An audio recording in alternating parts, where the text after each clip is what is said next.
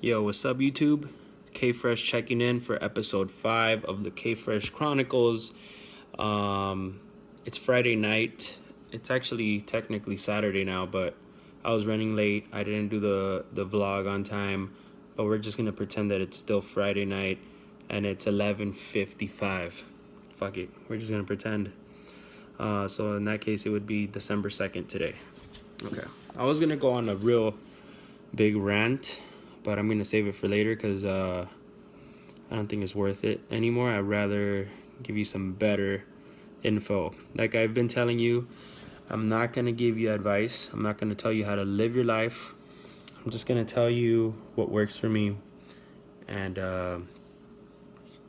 things that help me out. Yeah, pretty much things that help me. I don't know why I'm so repetitive sometimes, but anyway, I just cleaned the crib, mop the floor. You see that glow? Fabuloso. I'm not telling you to buy it, but I'm telling you it smells good and it cleans the floor pretty damn good. If you're Latino, you probably already have Fabuloso because your mom bought it at the 99, or she bought it at Livorio, or she bought it somewhere. Oh, another thing here. Check it out. That's my little brother, Danny, my younger brother. He's an artist, and I have one of his paintings hanging up on the wall. Support your family, support your friends, and support local talent. Shout out to my brother. I got this for free 99 and it looks dope in the apartment. It's coming along, got the Christmas lights. Anyway, enough distractions. I'm gonna show you guys my room. It's just a little dark in here because I don't like too much light in my room. I want to show you guys some books that have helped me grow as a person, and this I could recommend to you. So let's start with this. What books am I reading, or what books have I read so far? I haven't read a ton of books, but one book can change everything.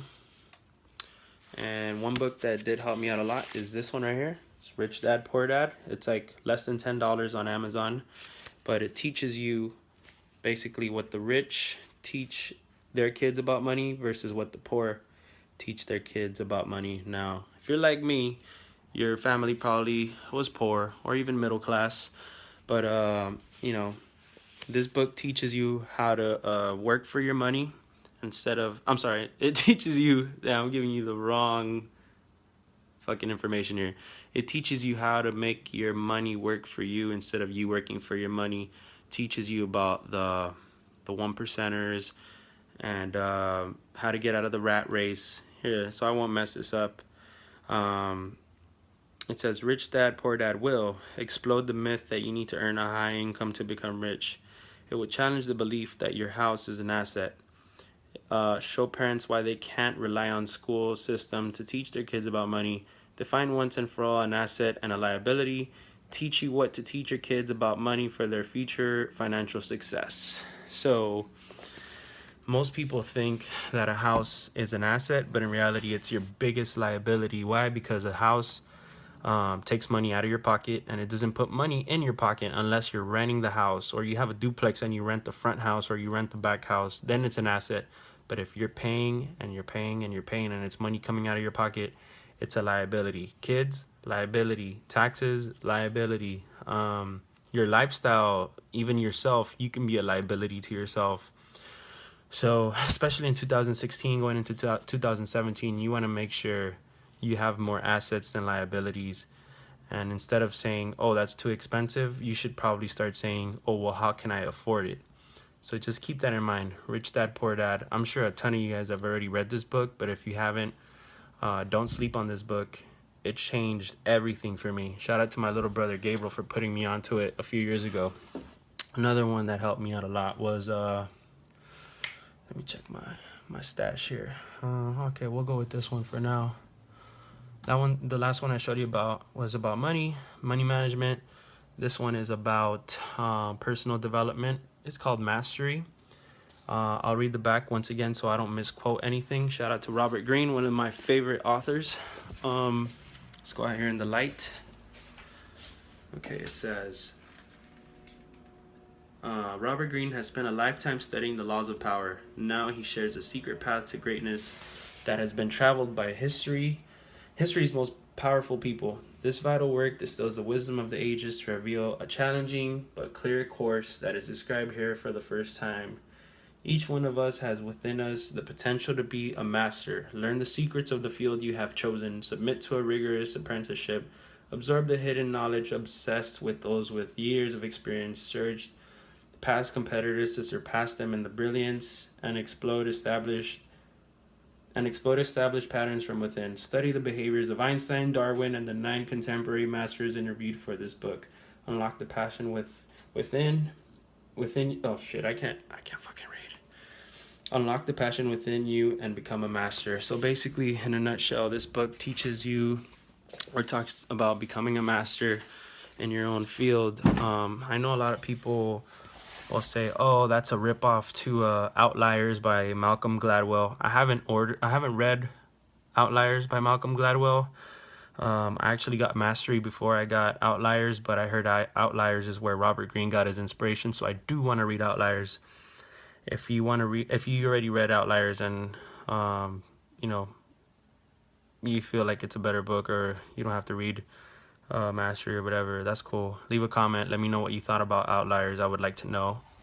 But that book actually put a lot of stuff in perspective for me, because my parents would get into my head and they'll tell me, oh, you should look for a safe job, something secure, stay in school, because they didn't believe that I could make money off of DJing, or I could make a living off of DJing. Well, guess what? If you never try it, or if you never invest the time, or you never give it the right time to actually make it work, then it's never gonna happen. And it's funny, I actually have my notes here. Always take notes, guys. When you read books, take notes. Use a highlighter. These are some of my notes. These notes I have here. This is from Freddie Roach. That's Manny Pacquiao's trainer. He was born in 1960. Both parents were boxers. Freddie starts learning at age 6, several hours a day, 6 days a week. He was actually a boxer before he was a trainer. By age 15, he was burnt out. He didn't want to be a boxer anymore. So it says, Mom said to him, "Why do you fight anyway? Just to get hit all the time. You can't fight." He became determined and started winning all his matches. At age 18, he meets legendary coach Eddie Futch. He lets his emotions take over, and he starts losing fights and retires. He starts selling insurance and hates it. He does telemarketing. Like, that's fucking horrible. I mean, not to diss anybody who sells insurance or telemarketing or whatever, but I mean, if you're happy doing telemarketing and you're happy selling insurance, please let me know. I would like to see that shit in the comments. Please. Prove me wrong. He goes to the boxing gym out of spite and starts training fighters. He establishes a reputation for preparing his boxers better than anyone else, and within a few years, he rose to become the most successful trainer of his generation. So his dad made him become a boxer when he was young, and he would always get his ass whooped while his brother was whooping ass, so he was kind of just living in his brother's shadow. But he learned so many different styles, and he learned so much shit that he became very knowledgeable in boxing and very experienced, which made him a credible trainer. So it goes back to those mysterious 10,000 hours that people talk about. In order for you to become a master, you have to invest 10,000 hours, yada yada yada. I think I've got pretty close to 10,000 hours. I've been DJing for 10 years, and maybe if I haven't got to 10,000 hours, I'm like a quarter of the way, halfway, but it's better than anybody who gave up along the way. So read Mastery, and just be true to yourself. Like, if you love to paint, paint. If you love to draw, draw. If you love to mix, mix. If you love to make pancakes, make pancakes. If you love to fucking, maybe if you don't, well, hold on. If you love to drink, drink, but don't drink too damn much, because you're going to kill yourself, okay? But that one was a good one. So I showed you a book that I've read about financial literacy, money management. I showed you Mastery, which I barely gave you a small glimpse of what that book is about. It's actually an amazing read. The last book you should definitely look into or add to your reading list. There's another good one right there. This book right here. It's called The 5 People You Meet in Heaven. Shout out to the Suegra for recommending this one. I went to New York in February and she gave me this. She's like, you should read this book. And it's a great book. It's an easy read, as you can see. I'm sure you can get it as an audiobook as well if you don't like to read. But this book right here, it's from the same author of Tuesdays with Morrie. If you haven't seen that movie or if you haven't read that book, I highly recommend you do go read that book. It's an amazing book. It says here, this is the fable you will devour when you fall in love. This is the tale you will keep by your side when you are lost. This is a story you will turn to again and again because it possesses the rare magic to let you see yourself and the world anew. This book is a gift to the soul. I agree with everything that Amy Tan from the Joy Luck Club said in that review. She's totally right. This teaches you how to appreciate life more. It teaches you about perspective. I feel like perspective is very important. You know, it's all about how you look at things. Some people could be optimistic. Some people could be pessimistic. You know, the glass is half empty. The glass is half full. The glass is always half full for me. Always will be. No matter what the situation is, you always got to look for the good in every situation. And just be positive. Be too positive to fail. Here, I have a quote right here on my wall. Be too positive to be doubtful, too optimistic to be fearful, and too determined to be defeated. This is my affirmations. I read them every day right after I do my push-ups right there on that floor. I know my room's a mess, but you know, just remind yourself to be optimistic and have a positive mindset, because positivity is very powerful. Your mind is very powerful, and the words that you speak are very powerful. From here on out, I want you to pay attention to all the things that everybody says. Pay very close attention to how people speak about money, to how people talk about themselves. You know, there's a lot of people that bash themselves. There's a lot of people that have a lot of self-doubt. They're self-loathing, or they're so emo, or I don't know. Like, I really try to stay away from unlucky and unhappy people, because that shit really is contagious. I don't want those bad vibes around me. I hate people. Well, I don't hate people, but I don't like people who say I can't, or I won't, or that's impossible. Do not surround yourself around people like that, because they're not going to take you nowhere. They're insecure, and that shit rubs off somehow. You start believing their truth, because that's their truth, but you got to live your truth. You know, I think I've quoted Muhammad Ali before in my vlog, but he used to say I'm the greatest before he even became the greatest, and I feel like he spoke his legacy into existence. But that's part of it. The other part is those 10,000 hours and putting in the work. That's very important. You know, and just this year, I actually committed to all my goals and what I want to do. And I want to be a working DJ. I want to be back on the radio, and I want to make my living just off of music, just DJing, being on the radio. Eventually, I'll produce. A lot of my DJ buddies actually have told me, yo, you should produce. The only way you're going to take it to the next level is if you produce. It's all about producing, blah, blah, blah, blah, blah. And then that's cool. That they might be right.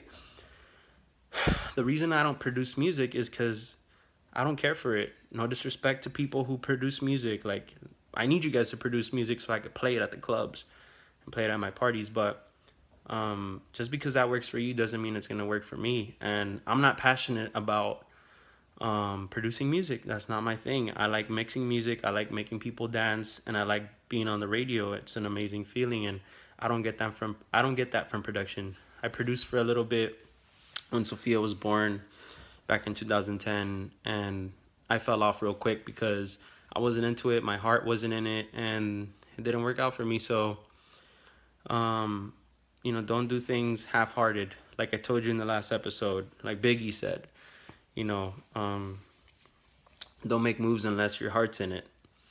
So that's very true. And I followed my own advice about wasting time.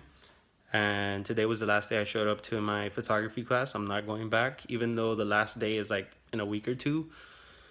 I have a lot of other things that I'd rather spend my time doing. For example, my daughter has a science project. She has a science fair at her school, and I wasn't planning on helping her doing it. But then I thought, what's more important, me showing up to a class that I don't give a fuck about, or helping my daughter who needs help with her science project? Because her mom works Monday through Saturday sometimes, and she doesn't have time to do science projects. I'm the science nerd. I'm the one that would take Sophia to the observatory once or twice a week, so why not me? I know like a few basic things about science. I saw the Cosmos with Neil deGrasse Tyson, so I know what the fuck I'm talking about here. Just kidding. But anyway, um, production. Yeah, I don't produce because that's not my thing.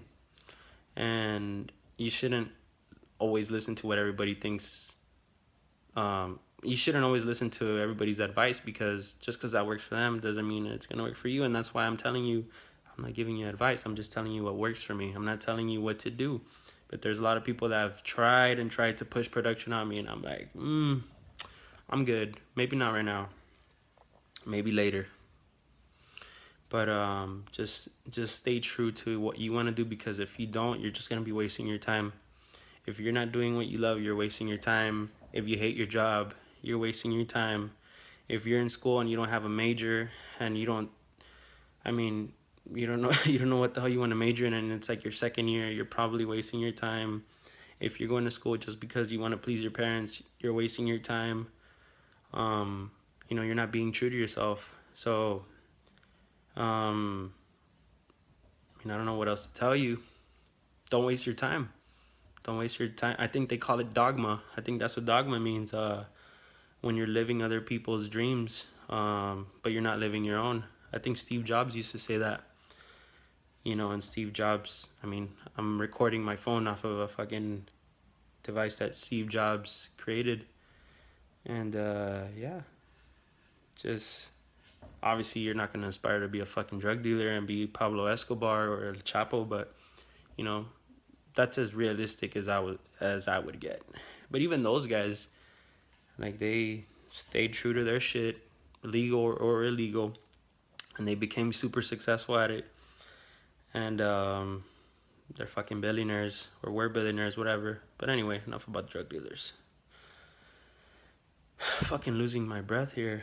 I've been walking around. I just mopped the floor. I was cleaning up after my daughter's dog. Anyway, that's it for episode 5. I want to let you guys know that I have my podcast coming up.